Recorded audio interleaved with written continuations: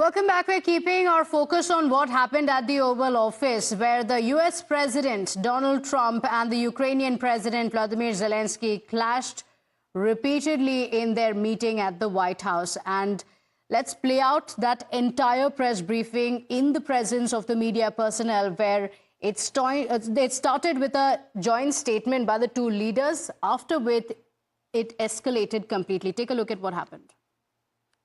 Thank you very much. It's an honor to have President Zelenskyy of Ukraine.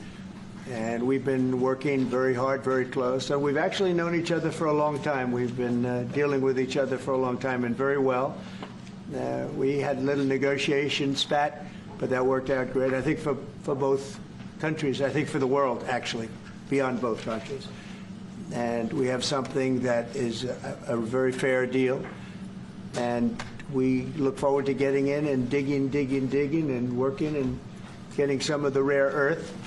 But it means we're going to be inside, and it's a big commitment from the United States, and we appreciate working with you very much. And we will continue to do that. We have had some very good discussions with Russia. I spoke with President Putin, and we're going to try and bring this to a close. It's something that you want and that he wants. We have to negotiate a deal. But we've started the confines of a deal, and I think something can happen. The big thing is the number of soldiers, mostly at this point, but soldiers being killed. You're losing thousands of soldiers. So on both sides, we're losing a lot of soldiers, and we want to see it stop. And we want to see the money get put to different kinds of use, like rebuilding. And we're going to be working very hard. But we've had a lot of very good conversations. I will say, until we came along, the Biden administration didn't speak to Russia whatsoever. They didn't speak to anybody. They just allowed this to continue. And I will say that, I'll say in front of you, you've heard me say it 1,000 times, if I were president, this war would have never happened. We would have had a deal negotiated for you without having to go through what you've gone through. But your soldiers have been unbelievably brave. We've given them great equipment, but somebody has to use the equipment. They've been unbelievably brave, and we give them great credit. This was supposed to be over very quickly, and here we are 3 years later. So I give tremendous credit to your generals and your soldiers and yourself, in the sense that it's been very hard fighting, very tough fighting. They're great fighters. And you have to be very proud of them from that standpoint. But now we want to get it over with. It's enough, right? We want to get it over with. So it's an honor to have you here. Thank you very much for coming. We're going to sign the agreement at the conference in the East Room in a little while, right after lunch. And we'll be having lunch together. We're also discussing some other things. And we appreciate everybody being here. It's somewhat of an exciting moment, but the really exciting moment is when they stop the shooting and we end up with a deal. And I think we're fairly close to getting that, and an honor to have you. And please, if you'd like to say something. No, thank you so much, Mr. President. Thank you for the invitation.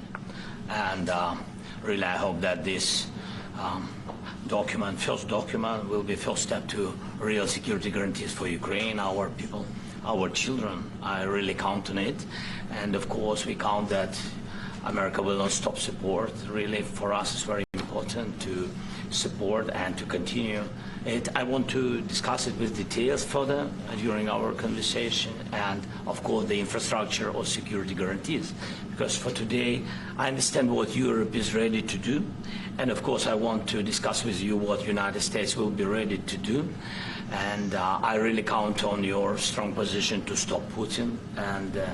And you said that enough with the war. I think that is very important, Ben, to say these words to Putin at the very beginning of war, because he is a killer and terrorist. But I hope that together we can stop him. But for us, it's very important to, to save our country, our values, our freedom and democracy, and of course, no compromises with the killer about our territories, but it will be later. And of course, what I wanted, we spoke about it by phone with you about the drones production. We have very good drones production. I think the best one in the world for today because of the war.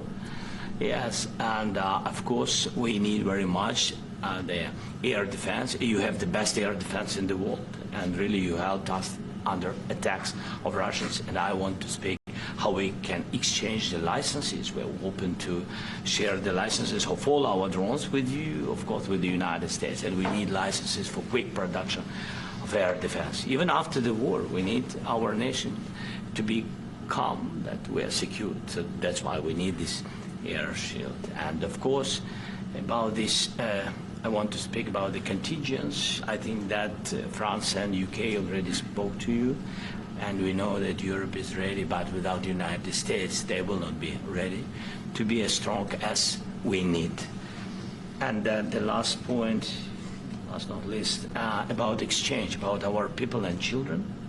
And you know that this crazy Russian, that they stolen 20,000 of children, Ukrainian children. They changed their names, they changed their families, relatives, and now they're in Russia. We want to bring them back, and really it's a big dream, task and goal for me and our warriors.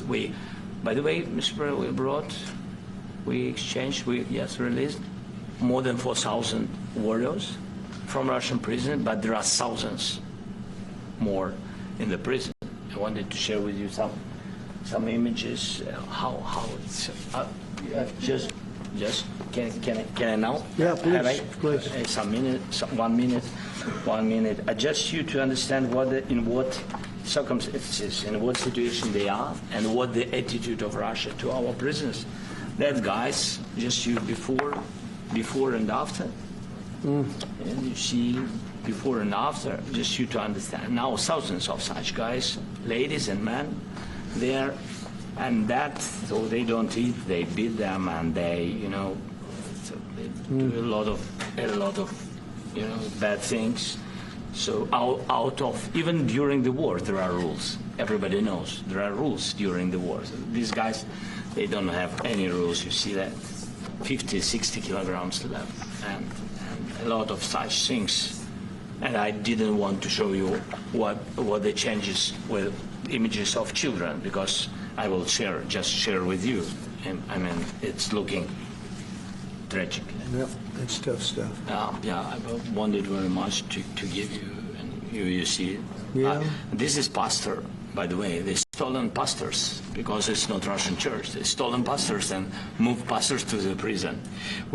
At the end of last year, we brought 3 pastors, and we could exchange them.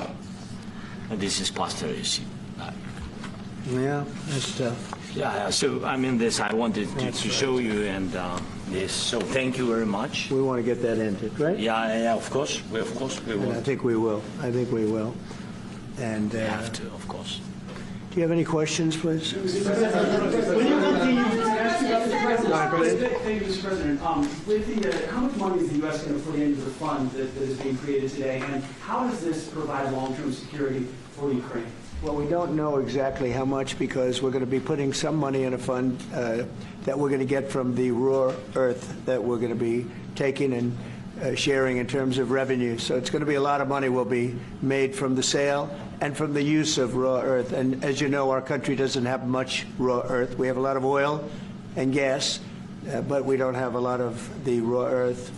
And what we do have is protected by the environmentalists, but that could be unprotected, but still it's not very much.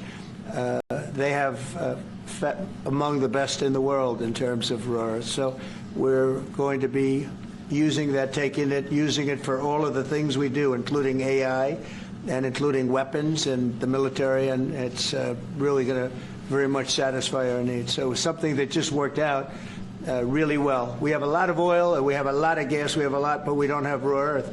So this has just about every component of the raw earth that we need for computers, for all of the things we do. This puts us in great shape. And long-term security for Ukraine. How does this provide? I think they're going to have great luck. I think once we make the agreement, that's going to be 95% of it. They're not going to go back to fighting.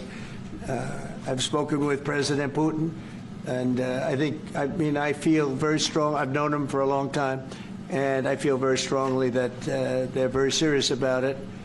and we'll make a deal. And when the deal is made, I don't think we talk about security. Everyone's talking about the other day. All they talked about was security. I said, let me make the deal first.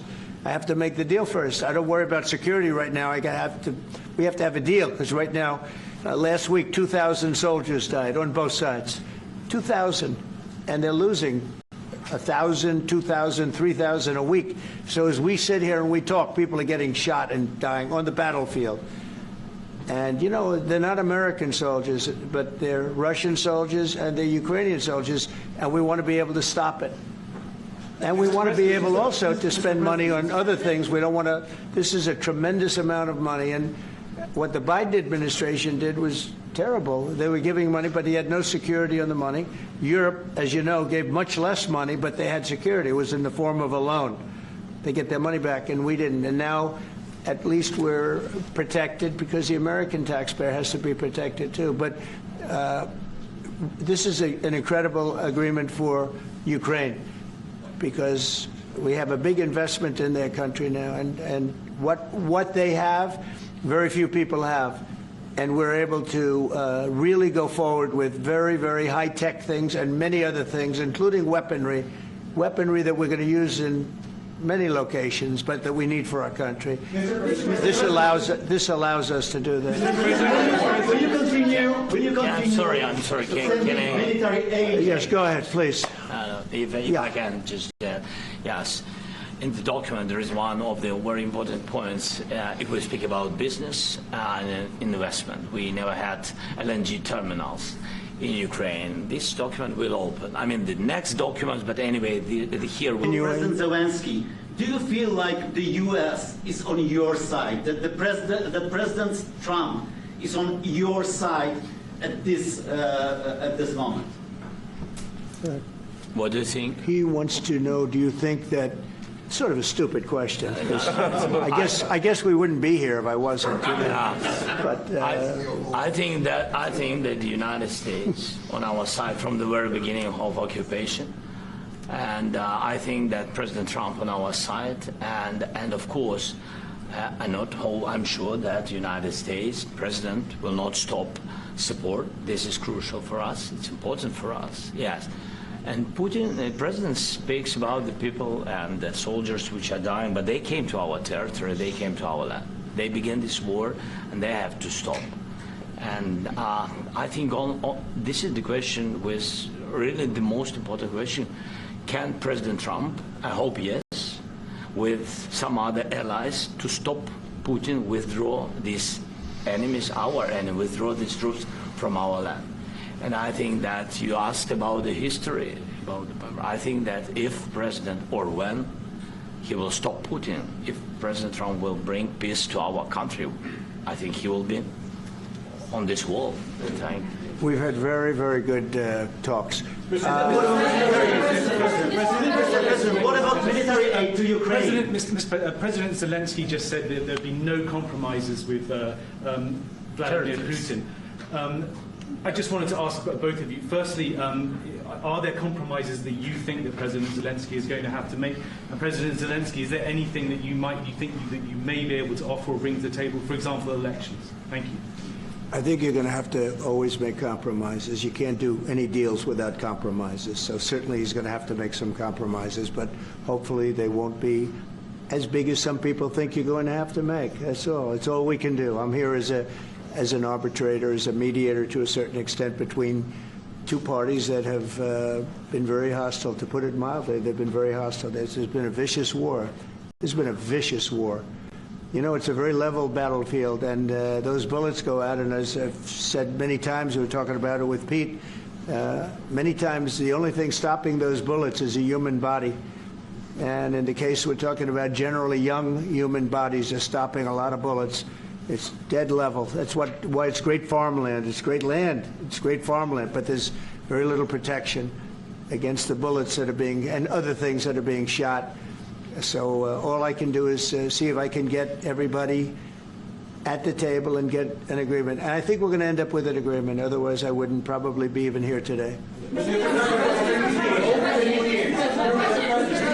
I... Mr. President, I've got two questions for you. You think ultimately your legacy will be the peacemaker and not the president that led this country into another war and ended foreign wars? And I've got a question. I hope it will. I mean, I hope I'm going to be remembered as a peacemaker.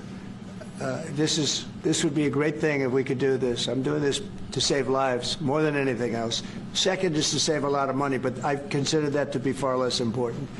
So I hope I'm going to thank you, Brian, for that question. It was a nice question. I hope I'll be known and recognized as a peacemaker. This would be a great thing to solve. This is a very dangerous situation. You know, this could lead to a third world war. This was headed in the wrong direction.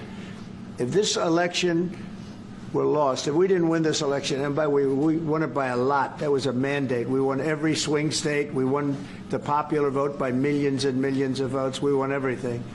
The districts, you look at the areas of red, take a look at a map. This was a big mandate, and this was one of the things. I said, we're going to get this thing settled. If we didn't win, I think this could have very well ended up in a third world war, and that would not have been a good situation. What was your second question? My second question for President Zelenskyy. No. Why don't you wear a suit? Why? You're the highest level in this country's office, and you refuse to wear a suit. Just want to see, do you own a suit? You have problems. A lot of Americans have problems with you not Really? respecting I don't the have authority such. of this office.